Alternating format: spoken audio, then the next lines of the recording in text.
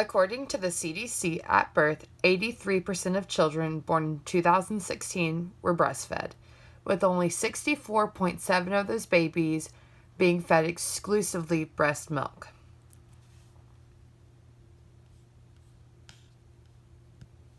My name is Selena Marie Soleil, and I am a breastfeeding advocate.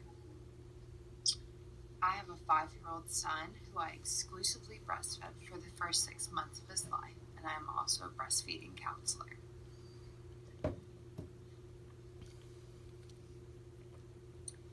For the speech, I have read several different studies and interviewed 10 mothers who didn't breastfeed.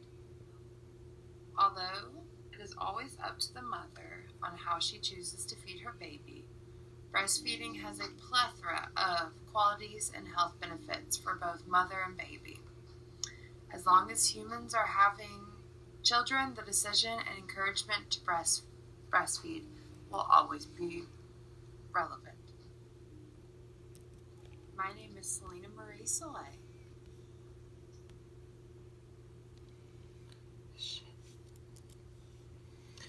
I believe that breastfeeding, when and if a mother can and should, always be the preferred method of nourishment for a baby and always be pursued.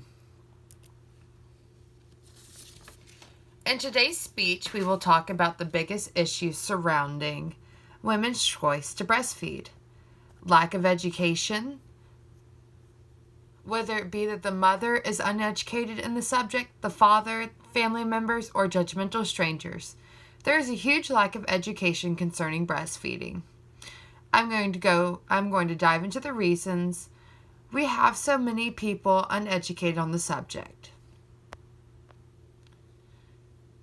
How far this problem goes and where it is most prominent. Lastly, what can be done to help solve the issue. Let's first talk about the problem. Lack of education surrounding breastfeeding. Women all over the United States are denied education for correct breastfeeding. Although the U.S. has a high breastfeeding rate, most people stop breastfeeding before the first 6 weeks. Throughout a woman's entire pregnancy and after birth, she will more than likely never have a healthcare professional give her an educational resource on breastfeeding. Most women are only offered a lactation consultant after birth who does nothing to actually educate this new mother, but just gets the baby to latch on to the mother's breast, then leaves.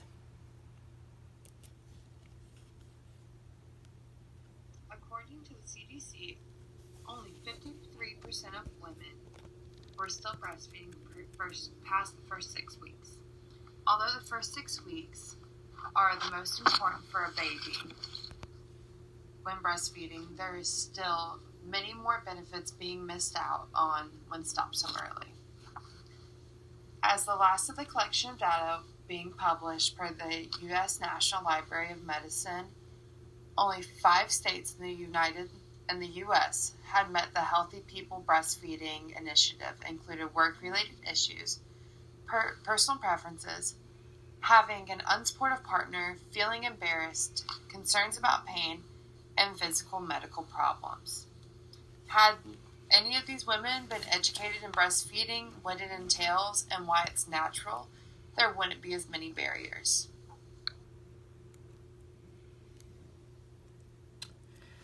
Let's look at some of the demographics, the extent of the statistics.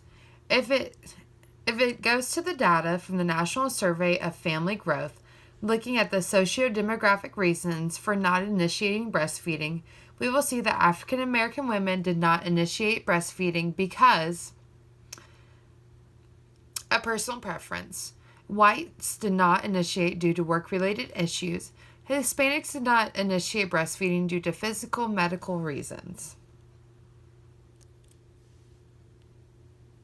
To prepare for this speech, I decided to speak with other mothers who chose not to initiate breastfeeding. I interviewed 10 separate mothers and asked 3 questions. Question number 1. Were you offered any educational resources on breastfeeding before or after giving birth? To my dismay, all 10 of these women answered no. Question 2. Was there a reason that you did not initiate? Several women responded saying they felt uncomfortable in their bodies. One answered that she said she didn't think she could breastfeed because her chest didn't grow much. And the rest told me that they just weren't educated on it, didn't know what to do or what to expect. My last question number 3 was, did you have any marital/family support? Only half of the women said yes. When I dove a bit deeper into the question, I got out of it that these women's partners and families were also uneducated on the subject.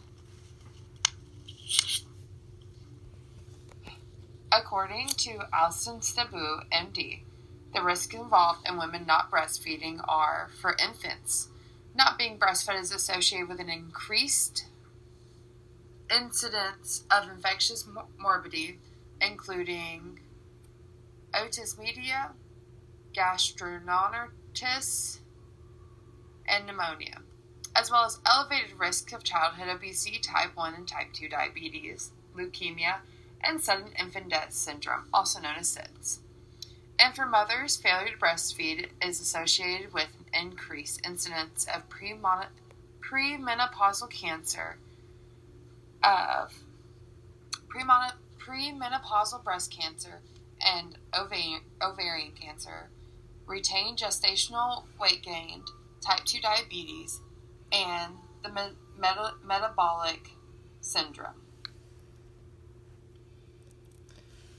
What can we do to help? What steps can we do to solve the problem?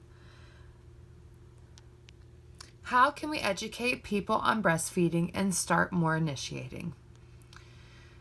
Step 1. Start off by ending the sexual stigma of breast and reaching out to all communities across the U.S. Step 2. Offer women and their partners prenatal breastfeeding information, including educating them on what to expect, the benefits, and how partners can help and participate. Step 3. Make it a required hospital obligation for lactation consultants to see new mothers, answer their questions, and be more readily available.